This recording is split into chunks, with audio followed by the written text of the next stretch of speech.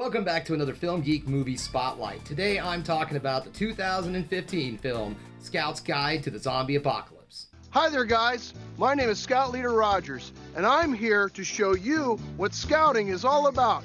Come on, being a scout is about the bonds of friendship. Check it out. These scouts are on their way to earning a bow and arrow badge. Badges are the scout's highest symbol of achievement. Scouts can earn all sorts of badges. What's cooler than cool? Scouting! Scout's Guide to the Zombie Apocalypse is directed by Christopher Landon, and it's starring Ty Sheridan, Logan Miller, Joey Morgan, Sarah DeMont, David Koechner, and Cloris Leachman even makes an appearance in this film. A group of scouts on their last campout together have to survive a zombie outbreak in the town they live in and use their scouting skills to survive. Before making this film, Christopher Landon had already worked on 3 other Paranormal Activity films and was really excited to work on a film that was much more lighthearted. He also liked the film had a very 80s vibe to it and said in an interview, "When I read the first script, I was like, wow, I can actually make a gory R-rated version of The Goonies and Gremlins, or even Monster Squad." Landon also noted that the film wouldn't be a complete throwback. He wanted to modernize the genre some, a task that he compared similar to the issue with Disturbia, when he was trying to make a more modern Hitchcockian thriller. The film was released October 30th, 2015, and it grossed about $16.1 million on a $15 million budget, so the film was a bit of a financial flop. Critics also kind of ate the film up a little bit, and it's currently sitting on Rotten Tomatoes at a 43%. So what do I like about this movie? Well, this movie's kind of personal to me. I have mentioned many times that I was a Boy Scout back in the day. Hell, I'm an Eagle Scout. And this movie really does hit home for me. When you get older, when you're in your teen years and you're still a Boy Scout, people do kind of give you a little bit of shit. Now, honestly, I didn't run into that a whole lot growing up because there actually was a good amount of people in my school that were in Scouts, Boy Scout or Girl Scout, Boys and Girls Club, what have you. So no one really said a whole lot, but I do know of some friends of mine that did have a lot of being picked on and so forth. So the film really kind of does show that just a teeny tiny bit, making it look like these guys are definitely outsiders, mostly because of being in Scouts. And that does play a little bit into the film. It's their last, outing together because the two of the guys are decided that they're going to give up scouting, basically. They're done with it and all. And the only reason they're actually still in scouting is because their buddy, whose father passed away, was the scoutmaster, and he was really involved in Scouts. And so because this guy still, really loves scouting and all, the 2 other friends have decided to stay in. But here they are, I think it's their junior year in high school. They're really starting to feel it from everybody, like, oh, you guys are a bunch of nerds. And so it's time for a shift, right? So I get that. Also, too, the whole idea of scouts during the zombie apocalypse. Alright, now, as I've mentioned again in other videos, one of the things I did back in the day, I used to work at Boy Scout camp. I was a camp counselor. Yeah, that's right. Yeah, and I love the Friday the 13th movie franchise, so go fig.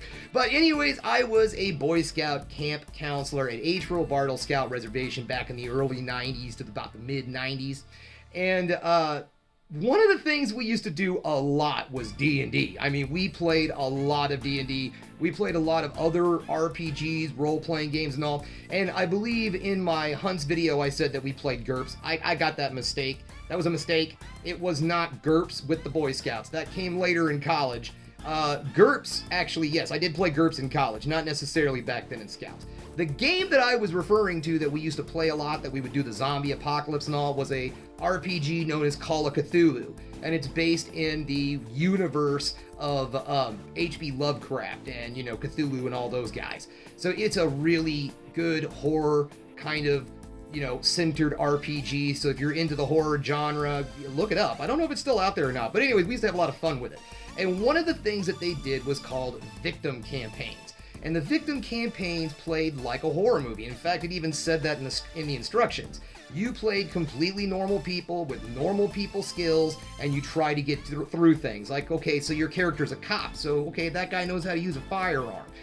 Things of that sort.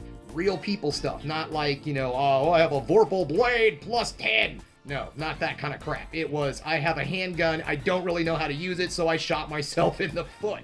And we used to love playing zombie apocalypse games. And we would generally roll up Boy Scout characters because honestly, we know how to rig a few things up. And that is one thing that this movie does excel in. It does show off the idea that the scouts, with their training and all, they start building all these weapons and all, to help them survive the zombie outbreak. And it's not like a whole worldwide zombie outbreak, it's just kind of contained in their area. Another thing about this film is it is super goofy and fun. This is not a serious zombie film. This is not even meant to be a serious anything film. It's super just filled with jokes. I mean, Cloris Leachman is in this film, and she really does have one of the funniest parts in the entire movie, and I don't want to ruin it for you, but let's just say, yeah, it's really good. So, anyways, things that I really love about this movie, again, the lightheartedness of this film is really good. It's just fun. It is super fun, popcorn, gore fest comedy. Because yes, it is a zombie film. There is a lot of gore. There is a lot of blood. And one of the things, again, I do really enjoy about this film is the use of practical effects. This movie does use a lot more practical effects than it does CGI. There's a little bit of CGI in there. There's some head explosions and all that I'm pretty sure they use CGI for. But for a lot of the close-up zombie stuff, they use a lot of practical effects, and I do really like that in my horror movies. If it's one last thing I'm going to talk about the world of Scout's Guide is that animals are also infected by this virus, and I like that. You don't really see that a lot of times in zombie films. And so, I think it's kind of fun. It kind of took me back to something like, Return of the Living Dead, where like the half dog comes to life and the butterflies and all that stuff at the medical supplies. I love that. And that's something I thought was a lot of fun in this film too, was everybody was susceptible. Animals, humans, I mean, God only knows, insects maybe, they could have taken it there, who knows?